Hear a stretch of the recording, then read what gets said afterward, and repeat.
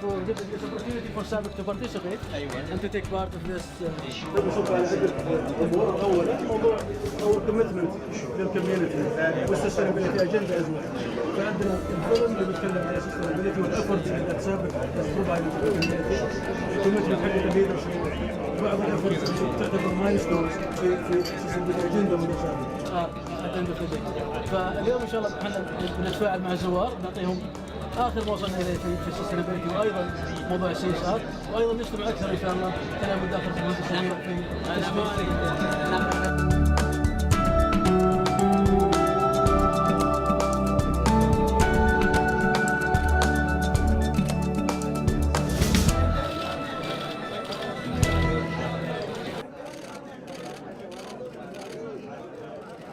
بسم الله الرحمن الرحيم. Your Excellency, Minister of Energy, Dr. Mirza, Excellencies, ladies and gentlemen. It is my extreme pleasure and honor to be with you tonight representing my company SABIC once more in this very important forum. The theme of this year's conference, Beyond Eco-Industrialism, Paving the Way for a Better Tomorrow. I agree, eco-industrialism is a fine concept as far as it goes. But to truly build a better tomorrow for all of us, we must move beyond it, as your conference theme profoundly suggests. We need to aim higher and farther. Building a better tomorrow requires taking corporate social responsibility to the next level by constructing truly sustainable business model right across the value chain. In short, CSR can no longer be retrofitted on existing business models. It has to be designed in at the start. Why? No business exists in vacuum. Even the largest organizations are acted upon by mega trends beyond your control. This audience, I'm certain, is very familiar with many of them. For example, global population is estimated to reach 9 billion by 2050, with 60% of those people living in urban areas. Those people would want to live middle-class life, with all that goes with it: central heating, air conditioning, clean water from the tap, cars and SUVs parked outside. Well, addressing these challenges in a traditional manner will certainly strain not only the planet's natural resources, but its political and social resources as well. It is only by understanding and planning for the risks associated with this emerging marketplace that we can grow and produce value for the world. But before going on, ladies and gentlemen, let me introduce my company SABIC for those who are not very familiar with it. We are one of the world's largest petrochemical companies with $50 billion annual revenue, 40,000 employees across 45 countries, and 10,000 patents and more being added each year. Over the past decade alone, our spend on CSR programs and projects totaled more than 2.7 billion Saudi riyals. In many ways, SABIC's inception was the original model for sustainability by reusing waste gas from oil production. 40 years on, our business has moved far beyond simply that. And so has our approach to CSR. The approach must be holistic.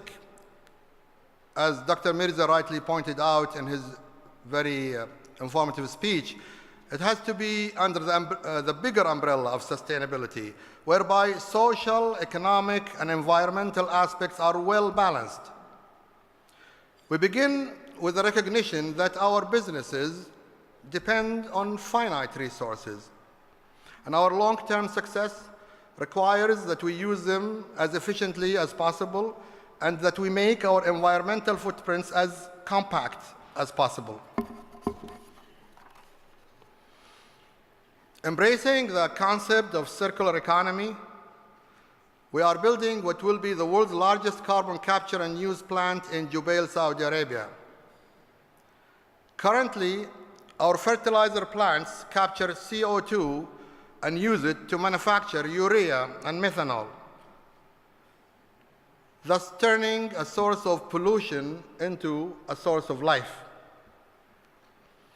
At SABIC, we no longer look at our product life cycle in terms of cradle to grave, rather in terms of cradle to cradle, including transportation and logistics.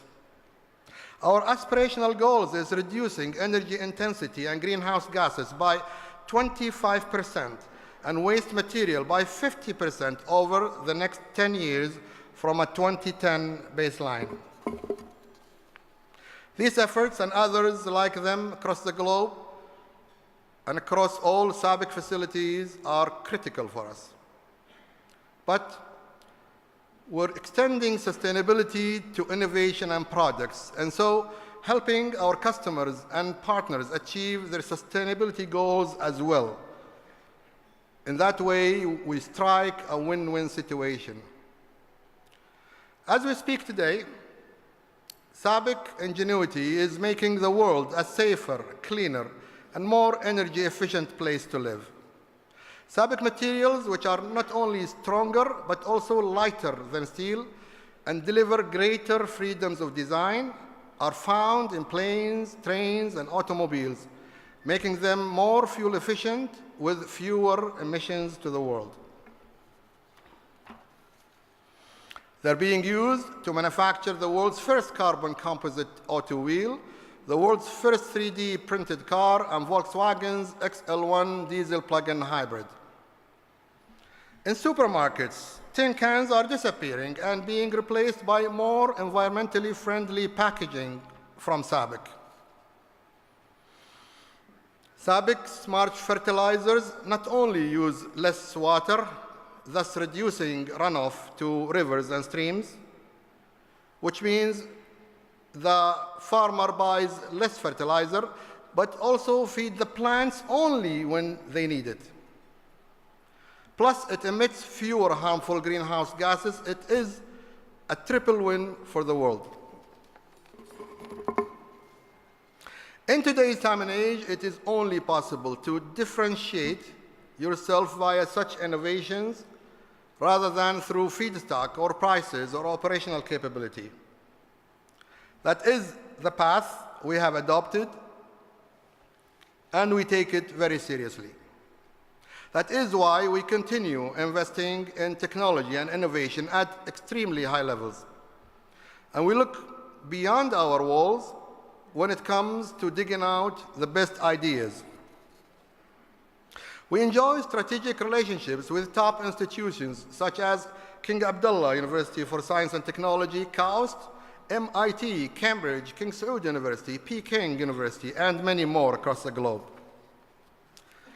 And to energize and motivate the wider society in the search for ingenuity, SABIC just last month announced our Innovation Award. Open to all ages and any nationality in Saudi Arabia, it will grant cash awards of up to 10 million Saudi riyals to encourage and incubate innovative ideas. If we are to cross that bridge and move beyond eco-industrialism, then the days of subjective judgment, where corporate CSR spending must flow, are gone. A clear and coherent CSR strategy is indispensable. At SABIC, we set out to design a robust new CSR strategy that meshes fully with our corporate strategy. Our CSR activities must match our focus areas, geographical interests, and corporate goals. And all CSR initiatives in this case must pass through two gates. First is whether or not they fall within one or more of our focus areas. There are 4 focus areas for our CSR strategy. Namely, health and wellness, science and technology education, and Dr. Mirza, you mentioned you stress on education, and very rightly so, community engagement, and last but not least, environmental protection, including water and sustainable agriculture. If an initiative is found to be contained within one or more of these categories, it moves on to the next gate. We've dubbed the next gate RAISE. And I know you've been curious about RAISE during the stand discussion, Dr. Mirza. RAISE is our second filter, which constitutes the CSR corporate strategy, where R stands for reputation, A for audience, I for innovation, S for strategy, and E for endurance. Examining each initiative against these filters ensures that we are aligned with our corporate strategy and executing our CSR efforts in a sustainable way that makes a difference. So, one of the cornerstones of our approach is lasting impact for SABIC and for the world. And we call this creating lasting value. Our 4 areas of focus in this case stretch from Saudi Arabia to China to the Americas and way beyond. So you could be wondering what kind of initiatives make the cut. I'll run through some examples of projects that are already either in the pipeline or being executed or have been executed.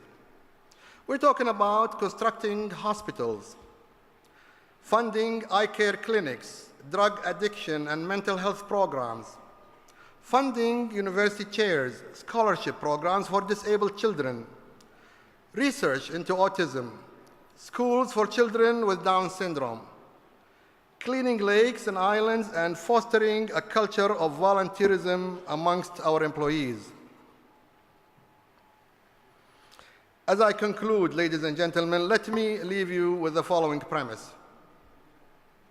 No single company, government, or institution alone can address the mega challenges we face in the coming decades. The scale of the task is simply too vast, too urgent, and requires speeds never before imagined. SABIC is rising to this challenge by developing innovative, sustainable solutions for the industries, regions, and communities where we operate. But we recognize there are no simple solutions. All of us are definitely smarter than each of us. So collaboration and partnership are not an option. They are a necessity. Sustainability is not a destination. It is a journey with no true end point, a journey that has to be a way of life. Thank you.